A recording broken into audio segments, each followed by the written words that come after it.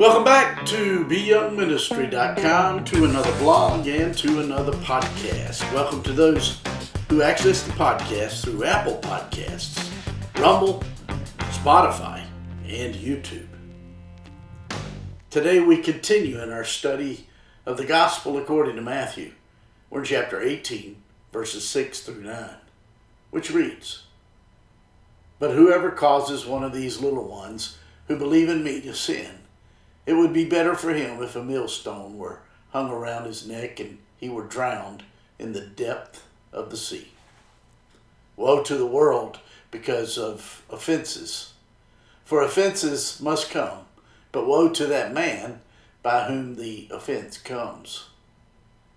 If your hand or foot causes you to sin, cut it off and cast it from you. It is better for you to enter into life lame or maimed, rather than having 2 hands or 2 feet, to be cast in everlasting fire. And if your eye causes you to sin, pluck it out and cast it from you. It is better for you to enter into life with 1 eye, rather than having 2 eyes, to be cast into hellfire." That's Matthew chapter 18, verses 6 through 9. Today we return to our study of Matthew chapter 18, where the Lord Jesus continued training his disciples to be disciples. Earlier, the Lord Jesus had warned the Jewish religious leaders about the sin of loving money. Here, the Lord Jesus turned to his disciples to teach them about loving people.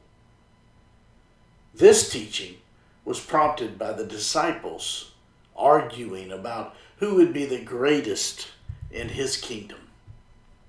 It was A.H. McNeil who once said, "He will be the greatest who has the least idea that he is great." In verse 6 of today's passage we read, "But whoever causes one of these little ones who believe in me to sin, it would be better for him if a millstone were hung around his neck and he were drowned in the depth of the sea." Addressing the disciples' desire to be great, the Lord Jesus turned up the volume on being childlike in our faith. In fact, he repeated 3 times a warning about causing those young in their faith to stumble. A disciple is in danger of causing a child to sin by not showing him value. And when a disciple is motivated according to God's will, he will value a child.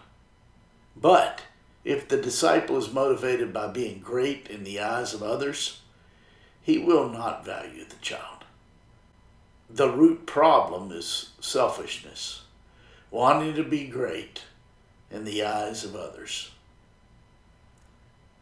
The Lord Jesus referenced a millstone here, which was commonly used to grind wheat into flour.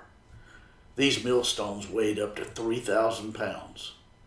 When it hung around anyone's neck, it would take one to the bottom of the sea very fast. The rabbis taught that drowning was only for Gentiles, not for Jews. The Lord Jesus emphasized it would be better to be drowned instantly than to hinder the faith of a young believer. In verse 7 of today's passage we read, "Woe to the world because of offenses. For offenses must come, but woe to that man by whom the offense comes." The word woe is used throughout the Bible describing God's impending judgment on those who deliberately cause others to stumble away from the Lord. The word offense is the Greek word from which we get our English word scandal. Used 15 times in the New Testament, this word describes a snare. In light of the broader context of this chapter, the Lord Jesus identified the root cause of such behavior as pride. In Proverbs chapter 29, verse 23, we read, "A man's pride shall bring him low, but honor shall uphold the humble in spirit." Once again, the root problem is pride and arrogance.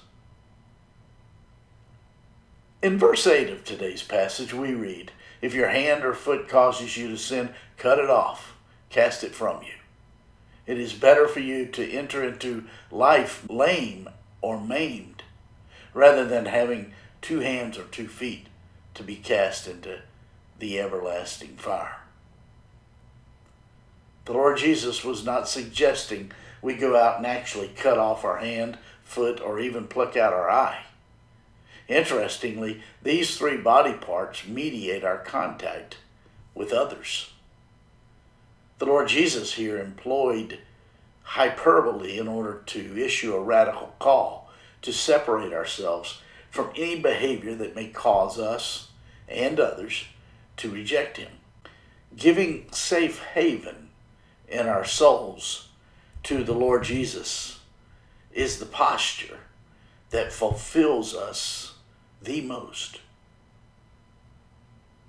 In verse 9 of today's passage, we read, "And if your eye causes you to sin, pluck it out and cast it from you.